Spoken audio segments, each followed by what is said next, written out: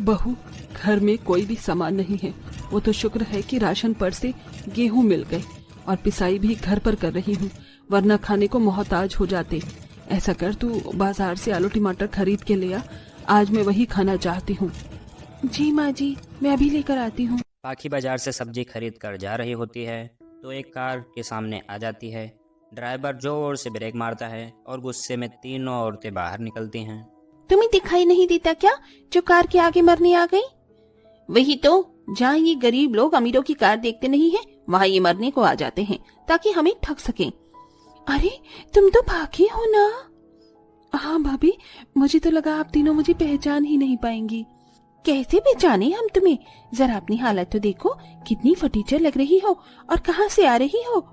वो भाभी, हालात थोड़े ठीक नहीं है और घर में माँ जी के लिए आलू टमाटर की सब्जी बनानी थी, इसीलिए बाजार से सब्जी लेने आई थी। ये सुनते ही तीनों जोर जोर से हंसने लगती हैं। सही है पाकी, सही है। तुम लोग यही सब्जी खाना, मामूली सी आलू टमाटर की सब्जी। हम तो लंच करके आ रही हैं। यू नो व्हाट, हमने वहाँ शाही पनीर, चिकन बिरयानी, मसाला डोसा, दाल मखनी, हाँ इस सब खाया और डेजर्ट में रसमलाई, गुलाब जामुन, स्पंज के रसगुल्ले खाए। और यू नो व्हाट, इतनी गर्मी में वहाँ गाजर का हलवा भी अवेलेबल था। हमारे हालात तो देखो कितने अच्छे हैं और तुम वही गरीबी में फटीचर सी जगह में रहने वाली। कोई बात नहीं भाभी, किस्मत में जो मिल जाए वही सही। अच्छी बात यह है कि आप लोग इतना अच्छा बढ़िया खाना खा रहे हैं, तो मैं चलती हूँ।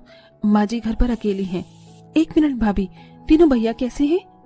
वो तीनों ठीक हैं। भैया के बारे में तो पूछ लिया, लेकिन भाभी का कोई अता पता नहीं। नहीं भाभी, ऐसी कोई बात नहीं है, अभी पूछने ही वाली थी। रहने दो, रहने दो। तीनों अमीर भाभियां अपनी गाड़ी में बैठकर निकल जाती हैं। दरअसल तीनों बहनें एक अमीर घर से आई थी, इसलिए बहुत हवा में उड़ती रहती थी। इसी हवा का नशा उन्होंने अपने पति को भी कर दिया था, जिस वजह से वो अपनी बहन से अब ज़्यादा बात नहीं करते थे, ऐशो आराम की ज़िंदगी में बिजी रहते थे। पाखी अपने घर आ जाती है और सास को उसके मनपसंद सब्जी बनाकर खिला देती है, जिसे खाकर वो बेहद खुश हो जाती है। अति उत्तम बहू, अति उत्तम। कितने समय बाद इतनी अच्छी सब्जी खाने को मिल रही है। अगर इसके साथ पूरी होती तो मजा आ जाता, लेकिन हमारे घर में पूरी के लिए तेल कहाँ है। माँ जी चिंता मत कीजिए, भले ही अभी घर के हालात ठीक नहीं है, लेकिन रक्षाबंधन पर मैं आपको आलू पूरी की सब्जी जरूर बनाकर खिलाऊंगी। अरे हाँ बहू, रक्षाबंधन आने वाला है और उसे आने में सिर्फ 15 दिन बचे हैं। तूने तैयारी कर ली? वैसे तो घर में पैसे ही नहीं है, कायदे से तुझे नई साड़ी खरीदनी चाहिए थी। कुछ लोग मेहंदी भी लगाते हैं, पता नहीं क्या होगा हमारा। सब अच्छा होगा माँ जी, 4 दिनों में उन्हें तनख्वाह जो मिल जाएगी। तू भी मेरे साथ खाना खा ले, सुबह से तूने कुछ नहीं खाया। ये सास बहू बैठकर खाना खाती हैं। शाम को समीर घर वापस लौटता है। उसके कपड़े फटे हुए होते हैं, मुंह पर चोट के निशान। समीर जी, आपको क्या हुआ? आपको इतनी चोट कैसे लग गई? और आपके कपड़े? वो पाखी यशवंत साहब ने मुझे नौकरी से निकाल दिया। मैं तो अपनी ड्यूटी कर रहा था, लेकिन किसी चोर ने मुझे क्लोरोफॉर्म सुंघा दिया, जिस वजह से मैं बेहोश हो गया और उनके घर में चोरी हो गई। इसी बात के लिए उन्होंने मुझे वहां से निकाल दिया।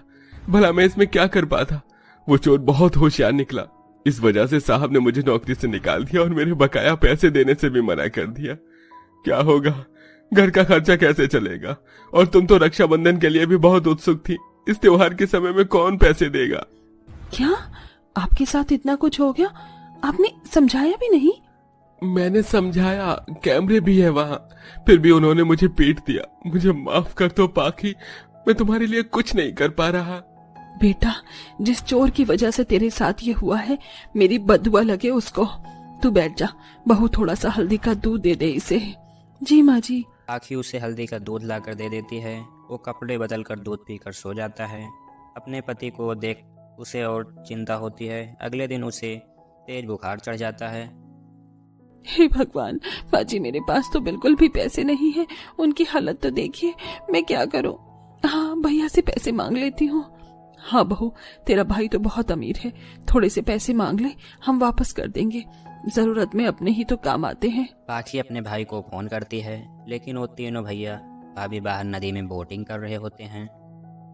वाह, कितना मजा आ रहा है ना। बहुत अच्छा वेदर है आज का। उसके बाद ना हम मूवी देखने चलेंगे और आइसक्रीम भी खाएंगे। हाँ बिल्कुल ठीक कहा। 1 मिनट, फोन आ रहा है इस टाइम। पाकी, ओह नो, हेलो। हाँ बोल पाकी। ओहो, आ गई मनहूस रंग में भंग डालने। भैया, हितेश भैया, मेरे पति की तबीयत बहुत खराब है, उन्हें तेज बुखार आ रहा है। आप मुझे थोड़े पैसे दे देते तो मैं इनका इलाज करवा देती। अरे तू पागल है क्या? जब देखो मुंह उठाकर फोन कर देती है। हमारे पास पैसों का पेड़ लगा है क्या? हाँ, हमें अपना काम नहीं है, अपने खर्चे नहीं है। देख, हम तीनों भाई बहुत बिजी हैं, हम में से किसी को फोन मत करना, अपना खुद संभाल। हे भगवान, अब मैं क्या करूं? भैया ने तो मना कर दिया मुझे। बहू, तेरे भाई ने तुझे पैसे नहीं दिए? नहीं माँ जी, आप उन्हें गलत समझ रही हैं। दरअसल वो तीनों शहर से बाहर हैं, इसलिए नहीं दे सकते। अच्छा, अब मेरे बेटे का इलाज कैसे होगा? माँ जी, मैं फिलहाल किसी से उधार मांग लेती हूँ और उसके पैसे देने के लिए मुझे नौकरी करनी होगी। माँ जी, मना मत कीजिएगा, मैं आती हूँ, आप इनके पास रहिए। पाखी परेशान होकर आस पड़ोस में उधार मांगती है, लेकिन कोई नहीं देता। फिर वो एक सेठानी के घर जाती है, जहाँ बहुत विनती करती है। ठीक है, मैं तुझे पैसे दे रही हूँ, लेकिन तुझे मेरे घर आकर रोज साफ सफाई करनी होगी, समझी? जी मालकिन, मैं जरूर ये काम करूंगी। तभी पाखी जल्दी से उस घर में झाड़ू पोछा करती है, जिसे करते करते उसे 3 घंटे बीत जाते हैं। फिर उर्मिला उसे कुछ पैसे देती है, जिससे वो अपने पति के लिए घर पर डॉक्टर को बुलाती है। डॉक्टर उसे ग्लूकोज चढ़ाकर दवाई देता है। 2 दिन में वो ठीक हो जाता है। माँ जी देखिए, ये धीरे धीरे ठीक हो रहे हैं, लेकिन उनके हाथ पैरों में अभी भी जख्म है। पाकी, तुम चिंता मत करो, मैं जल्दी ठीक हो जाऊंगा और नौकरी भी ढूंढ लूंगा। मैं जानता हूँ मेरी वजह से तुमने कहीं काम करना शुरू कर दिया है। जी, परिस्थिति ही कुछ ऐसी है। आप दाल का पानी पी लीजिए, जल्दी ठीक हो जाएंगे। मैं चलती हूँ।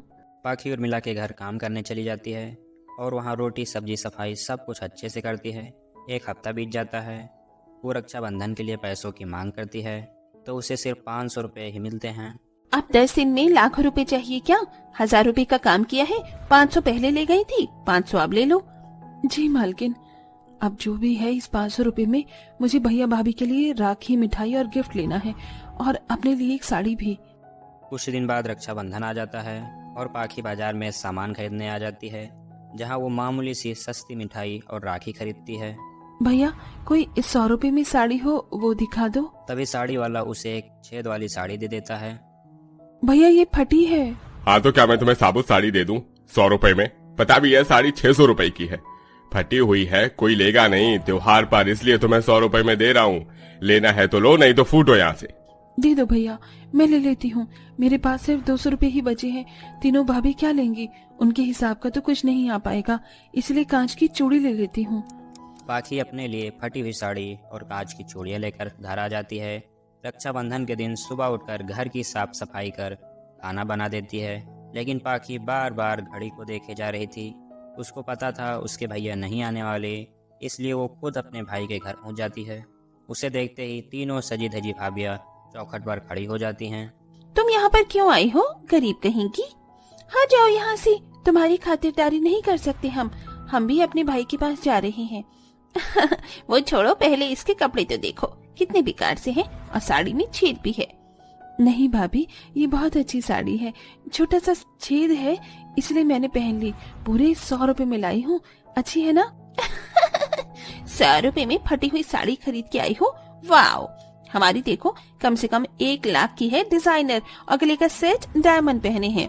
देखो, तुम जाओ यहाँ से, समझी? तुम्हारे भैया तुमसे मिलना नहीं चाहते हैं। भाभी, आपके सामने हाथ जोड़ रही हूँ, मैं बस भैया के कलाइयों पर राखी बांधने आई हूँ। बदले में मुझे कुछ नहीं चाहिए, मैं यहाँ से वापस चली जाऊंगी, मुझे अंदर आने दीजिए। आपके लिए भी तोहफा लाई हूँ, ये देखिए कितनी सुंदर चूड़ियाँ हैं। छी, बकवास सी। ऐसा कहकर निहारिका सारी चूड़ियाँ सड़क पर फेंक देती है। सब लोग देख रहे होते हैं। तीनों भाई भी शोर सुनते हैं। आप तीनों मेरी बहन को अंदर क्यों नहीं आने दे रहे? खड़े खड़े उसे वापस भेज रही थी। जी, वो देखिए कितनी करीब है, अच्छा लगता है यहाँ पर आई है। You just shut up Shweta, तुम्हारी हिम्मत कैसे हुई? तुम तीनों के चक्कर में आकर ही हमने अपनी बहन से बोलना चालना कम कर दिया, लेकिन हमें क्या अंदर से खलता नहीं है कि हमारी बहन कितनी तकलीफ में है? आजा पाखी, अंदर आजा। तभी पाखी अंदर जाकर अपने तीनों भाइयों का तिलक करके हाथों पर राखी बांधती है और मिठाई खिलाती है। माफ कीजिएगा भैया, कोई तोहफा नहीं लेकर आ पाई, इतने पैसे नहीं थे। भाभी के लिए लाई थी, उन्होंने चूड़ियां ही तोड़ दी। वो क्या है ना, उनकी तबीयत खराब है, नौकरी भी छूट गई किसी वजह से, इसीलिए। पहले तो हैप्पी रक्षाबंधन तुझे। तू इतनी तकलीफ में थी और हम तेरी मदद नहीं कर पाए, लेकिन अब सब कुछ ठीक हो जाएगा। तेरे पति की नौकरी भी लगेगी और तेरे हालात भी अच्छे हो जाएंगे। हम तीनों है ना, और तुम तीनों माफी मांग लो। हमेशा हर जगह पैसे ही जरूरी नहीं होते। हमारे लिए हमारी बहन और रिश्ता दोनों जरूरी है। ये बात सुन तीनों भाभीियों को शर्मिंदगी महसूस होती है और वो पाखी से माफ़ी मांगती हैं। पाखी अपने तीनों भाई के साथ समय गुजारती है। तीनों भाई उसे अच्छा गिफ्ट देते हैं और उसके घर की स्थिति को पैसे से बेहतर कर देते हैं और पति की नौकरी भी लगवा देते हैं।